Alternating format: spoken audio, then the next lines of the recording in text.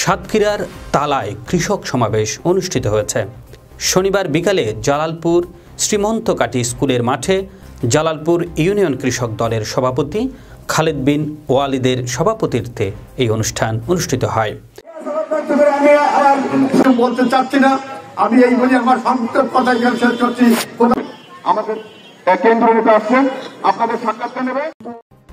বাংলাদেশের সংখ্যাগরিষ্ঠ কৃষক জনগোষ্ঠীকে সংগঠিত করার লক্ষ্যে সারা দেশে 3 মাসব্যাপী ইউনিয়ন পর্যায়ে কৃষক সমাবেশের অংশ হিসেবে সাতক্ষীরা জেলার তালা উপজেলার জালালপুর ইউনিয়ন কৃষক দলের উদ্যোগে কৃষক সমাবেশ অনুষ্ঠিত হয়।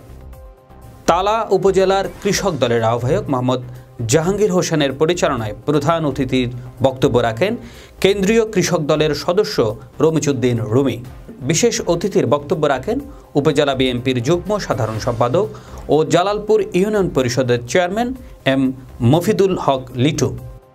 জেলা কৃষক দলের যুগ্ম আহ্বায়ক আলী হোসেন, উপজেলা কৃষক দলের সদস্য সচিব জামেন আলী মেম্বার, খেসরা ইউনিয়ন পরিষদের সাবেক chairman S M Liaquat Hossain, বিএনপির সহ সাংগঠনিক সম্পাদক হাসিবুর রহমান হাসিব, উপজেলা স্বেচ্ছাসেবক দলের সদস্য সচিব আবুল কালাম, উপজেলার কৃষক দলের যুগ্ম আহ্বায়ক মিন্টুর রহমান গাজী, জালালপুর ইউনিয়ন বিএনপির সভাপতি সোহরাব হোসেন সরদার, ইউপি সদস্য আনারুল ইসলাম, উপজেলা শ্রমিক দলের সহসভাপতি আবুল কাশেম মোল্লা, ইউনিয়ন যুব দলের আহ্বায়ক মাসুদ রানা, সদস্য সচিব আলামিন ফকির, স্বেচ্ছাসেবক দলের সদস্য সচিব লাবলুর রহমান, ছাত্র দলের সভাপতি ইমরান মোড়ল প্রমুখ।